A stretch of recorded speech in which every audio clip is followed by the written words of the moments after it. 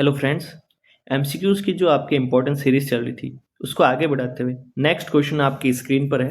तो चलते हैं नेक्स्ट क्वेश्चन पर। The registry and the booking of insurance item in which VP parcel money orders are also included. All this work are done in post office till that work time and for how many hours on Saturday. अब देखिए आपके जो time है वो update कर दिया गया है। इसमें पूछा है कि जो आपके रजिस्ट्री है, बुकिंग है, वो सैटरडे को क्या उसका टाइमिंग रहता है। तो उससे पहले आपको ये पता होना चाहिए कि आपके नॉर्मल वीकडेज में जो है उसको अपडेट करके आपके 6 आवर्स कर दिया, ठीक है।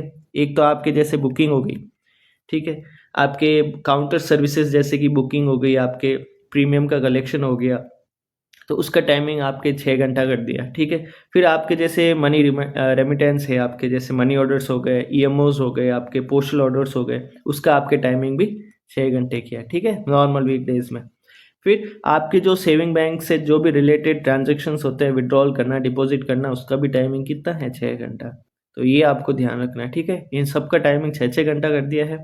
लेकिन इनके जो सैटरडे का टाइमिंग है उसको यथावत वैसे ही रखा गया है, या फिर उसको अपडेट बताया नहीं गया। तो आपको जो पुरानी चीज़ें अभी वही पढ़नी है, तो आपको ये ध्यान रखना है, ठीक है। 6 घंटे का आपके बोला जाए तो वो आपके हैं नॉर्मल वीकडेज में। सैटरडे का भी कोई टाइमिंग अपडेट नहीं हुआ है, तो आपके जो पुराने फॉर्मेट में या पुराने जो नोट्स है उसमें लिखा गया है वही आपको एक तरह से आंसर देना है, ठीक है। तो आपके नॉर्मल वीकडेज में आपके 6 आवर्स हो गए, और आपके जो सैटरडे है उसमें आपके जो ट्रांजेक्शन्स होते हैं बुकिंग के, इंश्योरेंस के, बुकिंग से रिलेटेड, तो वो आपके रहता है 5 घंटे का। ये आपको ध्यान रखना है, ठीक है। 5 घंटे रहता है यानी कि 3 बजे तक। तो इसका आंसर आपके हो जाएगा बी। और साथ ही साथ जैसे सेविंग है, सेविंग बैंक्स के ट्रांजेक्शन होते हैं, वो आपके रहते हैं 3 घंटे। तो वो उसका टाइमिंग क्या रहता है, 1 बजे तक, ठीक है, 1 PM। और कितना होता है, 3 आवर्स। तो ये आपको ध्यान देना है इस पर, ठीक है। चलते हैं नेक्स्ट क्वेश्चन। नेक्स्ट क्वेश्चन है which of the following is not a postal holiday. इसमें से कौन कौन सी जो ये आपके हॉलीडेज है ये बताना है आपका, या फिर कौन इसमें हॉलीडे नहीं है ये आपको बताना है, ठीक है। अब छुट्टियां कौन कौन सी होती है ये तो सबको लगभग पता ही होना चाहिए, क्योंकि छुट्टियों का मामला है तो सब ध्यान रखते हैं इसमें। पहला है आपके बुद्ध पूर्णिमा, जो कि आपकी छुट्टी होती है। सेकंड है महावीर जयंती, जिस पे आपकी छुट्टी होती है। तीसरा है रक्षाबंधन, जिस पे आपकी छुट्टी नहीं होती, ठीक है। गुड फ्राइडे में भी होती है। तो इसका आंसर आपकी हो जाएगा सी। आपको सारी की सारी जो हॉलीडे हैं वो याद होनी चाहिए। जैसे पहले आपके जो मेन नेशनल हॉलीडे हो गए, जैसे रिपब्लिक डे हो गया, आपके इंडिपेंडेंस डे हो गया, गांधी जयंती हो गया, ये आपके नॉर्मल हर जगह नेशनल हॉलीडे माने जाते हैं। कुछ अब जैसे रिलीजियस हो गए, जैसे कि आपके बुद्ध पूर्णिमा हो गया, दशहरा हो गया, गुरु नानक जयंती हो गई, आपके महावीर जयंती हो गई, फिर ईद उल फितर हो गया, आपके मुहर्रम हो गया, दिवाली, क्रिसमस, गुड फ्राइडे और इल्लो जिहाद जैसे हो गया। तो ये सारी छुट्टियां जो है वो आपके टोटल 13 छुट्टियां, ठीक है। जिसको अब करके टोटल करके आपकी एक तरह से 13 छुट्टियां, 4 जो छुट्टियां हैं वो एक तरह से आपके उनको कर दिया गया है आपके हर एक रीजन के हिसाब से, या हर एक स्टेट के हिसाब से। और उसमें एक और छुट्टी ऐड कर दी गई, वो है आपके अंबेडकर जयंती, ठीक है। वो सबको पता होगा, वो अपडेट है, सब जगह छुट्टियां होती है। तो वो अब कितना हो गया, 13 से आपके 14 हो गया। तो ये आपको ध्यान रखना है, ठीक है।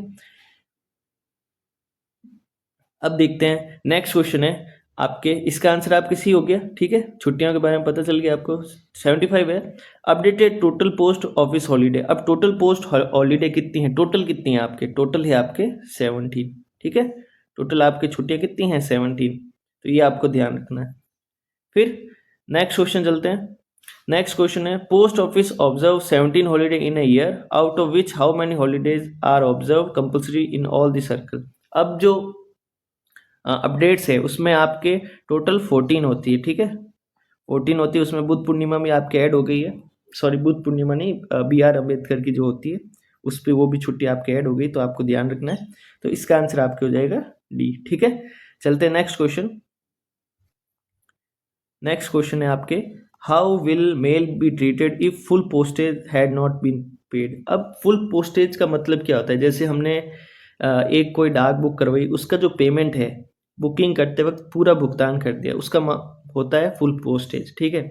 यदि आप वो भुगतान नहीं करते तो क्या होता है, तब क्या होगा, उसकी डाक की सिक्योरिटी पूरी नहीं मिलेगी, उसको कहीं भी रोका जा सकता है, क्योंकि रोकने के बाद ही उसका पेमेंट जो है आपके पोस्ट मास्टर या फिर जो पोस्टमैन है वो वापस प्राप्त करेगा प्राप्तकर्ता से। तो ये बातें आपको ध्यान रखनी, ठीक है। फुल पोस्टेज का मतलब ये होता है नॉट फुली प्रीपेड, उसका मतलब होता है पूरा उसका भुगतान नहीं किया गया। इनसफिशिएंट का मतलब भी यही होता है, और किसी किसी का नॉट पोस्टेड पेड यानी कि कुछ उसका भुगतान किया ही नहीं गया। तो ये कुछ चीज़ें हैं वो आपको ध्यान देनी, ठीक है। इसमें आपको पूछा गया है कि अगर पूर्व भुगतान नहीं किया जाए, फुल पोस्टेज नहीं किया जाए, तो उसको डाक को क्या हानि होगी या फिर क्या चीज़ें होंगी उसके साथ, ठीक है। तो पहला है आपके more security is not used in sending then other unregistered mail, उनको सिक्योरिटी प्रदान नहीं की जाएगी। दूसरा है mail will be detain, mail को रोक लिया जाएगा। तो ये दोनों ऑप्शन सही है, ठीक है।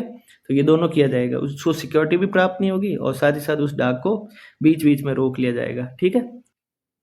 चलते हैं नेक्स्ट क्वेश्चन। नेक्स्ट क्वेश्चन है आपके why prepayment of postage is desirable.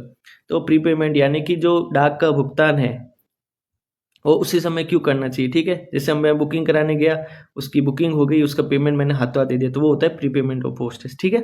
अब अगर आप करते हैं तो इससे क्या होता है, इससे आप देखिए इसमें ऑप्शन दे रखे हैं unpaid articles are not fully afforded any greater security in transmission. जो अनपेड आर्टिकल्स होता है उसको एक तरह से सिक्योरिटी नहीं मिलती, पहला ये आपके सही है, ठीक है। Unpaid articles are liable to detention for the purpose of taxing the postage due. अब जो अनपेड आर्टिकल्स होते हैं वो एक तरह से रोके जाते हैं बीच बीच में, या फिर लास्ट में जो आपकी डिलीवरी ऑफिस होता है वहाँ पर रोका जाता है, ताकि जो भी उस पर रिमेनिंग पोस्टेज चार्जेस है वो लिए जाए, ठीक है। तो ये भी ऑप्शन आपके सही है, ठीक है। तीसरा आपके unpaid articles are not issue along with the special deliveries. अब जो स्पेशल डिलीवरीज होती है जैसे स्पीड पोस्ट होती है उसकी डिलीवरी स्पेशली होती है। अब आप अगर पूरा भुगतान नहीं करेंगे तो उसका उस आर्टिकल का जो अनपेड आर्टिकल है उसको स्पेशल डिलीवरी में शामिल नहीं किया जाएगा। तो ये तीनों ऑप्शन सही हैं, तो इसका आंसर हो जाएगा आपके ऑल ऑफ दी अबव, ठीक है। D is the right answer. चलते हैं नेक्स्ट क्वेश्चन। नेक्स्ट क्वेश्चन आपके choose the correct option regarding the pre payment of postage, ठीक है। तो प्री पेमेंट ऑफ पोस्टेज यानी कि कौन सा ऑप्शन इसमें सही है। आप अगर पूर्व भुगतान करते हैं तो उससे क्या होता है, पहला effort will be made to send such article as soon as possible. Efforts made किए जाते हैं, एफर्ट्स लगाए जाते हैं कि उस आर्टिकल को जल्दी से जल्दी पहुंचाया जाए, ठीक है। दूसरा आप कह देखो सच मेल विल बी स्टॉप, अब उसको क्यों रोका जाएगा, तो ये ऑप्शन गलत है। तो पहला आपके ऑप्शन सही है, ठीक है। तो ए इज द राइट आंसर, बाकी कोई भी नहीं होगा, ए इज द राइट आंसर। फिर आपके postage can be paid at the post office. Postage जो चार्जेस होते हैं वो कैसे कैसे पेड किए जाते हैं, पहला पोस्टेज स्टाम्प से करते हैं और दूसरा कैश से करते हैं। तो दोनों ऑप्शन आपके सही है, ठीक है। तो इसका आंसर क्या हो जाएगा, ए एंड बी, ठीक है। इससे होता है एक और फ्रैंकिंग होता है, फ्रैंक आर्टिकल होता है उससे भी होता है आपके, ठीक है। एक होता है आपके सर्विस स्टाम्प, उससे भी होता है। आपके रेवेन्यू स्टाम्प से नहीं होता, ये आपको ध्यान रखना है। रेवेन्यू स्टाम्प से कभी भी पोस्टेज के चार्जेस पेड नहीं किए जाते हैं। इसका आपके ऑप्शन हो जाएगा 80 का सी, ठीक है। चलते हैं नेक्स्ट क्वेश्चन। नेक्स्ट क्वेश्चन है आपके the Indian post office under the authority of government of India payment is received by issuing postage stamp this statement is. अब इसमें यूँ बोला गया है कि आपकी जो इंडियन पोस्ट ऑफिस है वो गवर्नमेंट ऑफ इंडिया के अंडर आती है, ठीक है। तो उसका जो भुगतान है डाक टिकट का वो एक तरह से पेमेंट जो होता है वो उसके अथॉरिटी या फिर उसके जो गाइडलाइंस है उसके हिसाब से ही होता है। तो इसका जो आंसर क्या है, इसका आंसर है सही। ये बात सही है क्योंकि गवर्नमेंट ऑफ इंडिया ही वो रूल्स एंड रेगुलेशन उस पर लगाती या फिर बनाती है, उसके अंतर्गत ही आपके इंडिया पोस्ट ऑफिस काम करता है, ठीक है। चलते हैं next question. Some of the post office stationery includes envelope, inland newspaper, post card issue it is. अब देखिए कुछ कुछ पोस्ट ऑफिस अपनी खुद की स्टेशनरी बनाते हैं, जैसे एनवलप्स हो गए, खुद के न्यूज़पेपर्स लगाते हैं, पोस्ट कार्ड्स होते हैं। तो ये बात आपके सही है, कुछ कुछ पोस्ट ऑफिस में होता है, सारे पोस्ट ऑफिस में नहीं होता। तो ये आपको ध्यान रखना है, ठीक है। तो वहाँ पर आपके एनवलप्स तो मिलते ही हैं, आपके पोस्ट कार्ड मिलते हैं, इनलैंड न्यूज़पेपर्स मिलते हैं पोस्ट ऑफिस के, ठीक है। तो ये आपको बात ध्यान रखनी है। चलते हैं नेक्स्ट क्वेश्चन। नेक्स्ट क्वेश्चन है if postage paid on such postal stationery is to be charge in excess of the value of the postage printed therefor the difference may be made by charging dash in addition to requesting value. अब देखिए इसमें ऐसे बोला गया है, जैसे मान लीजिए किसी का पेमेंट है आर्टिकल का 55 रुपये, आपने उस पर लगा दिए 50 रुपये के टिकट, ठीक है। ये मैंने टिकट लगा दिए। अब जो रिमेनिंग 5 रुपये के हैं वो मैं कैसे उसको पेमेंट दूंगा, तो वो कैसे देते हैं, वो आपके जैसे पहले दिया था आपने, ठीक है। स्टाम्प्स लगाए तो वापस उसको भी स्टाम्प चिपका के आपको पेमेंट करना होगा, ठीक है। तो स्टाम्प उस पर आपको लगाना होगा। तो इसका आंसर क्या हो जाएगा? इसका आंसर हो जाएगा पोस्टेज स्टाम्प। अगर रिमेनिंग कोई भी चार्जेस हैं आपको वापस पेड करने हैं, पहले से पोस्टेज स्टाम्प लगा हुआ है तो वापस पोस्टेज स्टाम्प लगाकर उसका पूर्व भुगतान आप कर दीजिए, ठीक है। नेक्स्ट क्वेश्चन है आपके, नेक्स्ट क्वेश्चन है what are the stamp issued by the central government which are not used for prepayment of post. ऐसे कौन से स्टाम्प हैं जो कि सेंट्रल गवर्नमेंट के द्वारा इशू किए जाते हैं लेकिन प्रीपेमेंट ऑफ पोस्टेज नहीं होता उससे? तो उसका आंसर क्या है? रेवेन्यू, ठीक है। रेवेन्यू स्टाम्प जो होते हैं उससे आपके एक तरह से पोस्टेज चार्जेस उसका भुगतान नहीं होता, ठीक है। ये ध्यान रखना है। फ्रैंक आर्टिकल से होते हैं, फ्रैंकिंग मशीन से जो छपाई होती है उससे होते हैं, तो ये आपको ध्यान रखना है, ठीक है। चलते हैं नेक्स्ट क्वेश्चन।